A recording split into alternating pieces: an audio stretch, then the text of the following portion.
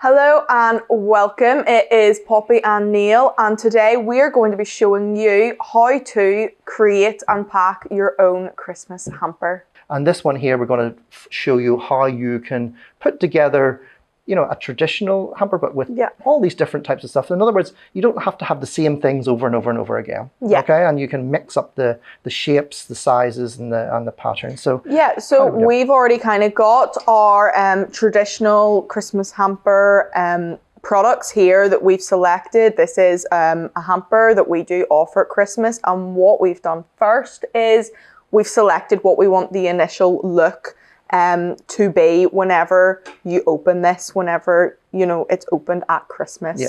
So this is what we've come up with. Yeah, so we've got our front. So as a result of what we want it to look like on top, we then have everything else that makes up a hamper. We have our own algorithm, our own formula as to what makes the perfect Christmas hamper. But this is our interpretation of this particular genre or style. So when we have all of our things, everything which we don't want on the front, we can then place in the bottom. So we're going to take a lot of the packaging, which is, it can't break and whatever, and we're not going to put anything in as a bed. We're not trying to make it look like more than what it is.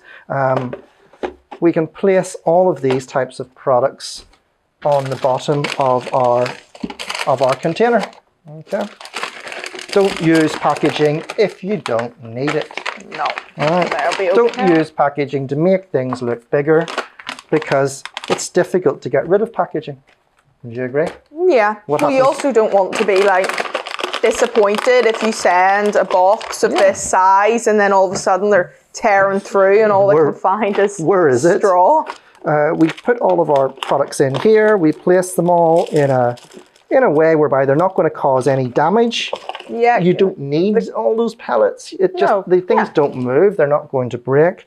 And you can see, look, I've got wee spaces for the chutney here, because chutney is not as popular as it once was. So you de-emphasize that in these types of ones to get a flavor of a Christmas hamper without it being the things maybe that you don't want. And then because we've got so many available for sale, and we use AI to be able to guide people to what it is that they really want, you've got the perfect product interpretation for somebody. So we put our cheese in here because it's usually very cold when they're we're obviously we're talking about Christmas hampers here. So if you are sending a hamper during the summer and it's going to be above about 11 degrees, make sure that is placed in a cold pack, date and timed, and the last thing you kind of pack so that it arrives fresh for your recipient. Yeah, and the recipient is grateful as well to see when this shipped, how long it's been in transit, that it's safe and they're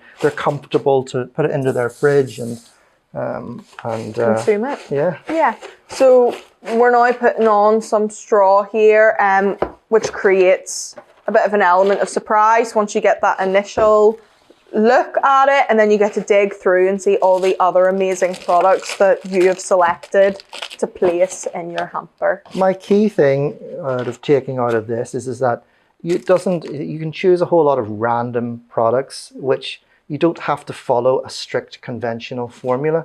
You see now in the AI, or you ask the ChatGPT what goes into a Christmas hamper, and it gives you all of these list of things that goes into it. No, follow your own formula and create your own story. And we've done that through not branding all of our products to ourselves. We've done it by taking other people's stories and bringing it together in terms of a facade, a visual piece of art, really, when you open it. Using other people's products so that there's many stories within our creation. So this is our finished look of our Christmas hamper. If you have enjoyed this video, please do check out some of our other hamper videos as well, and thank you for watching.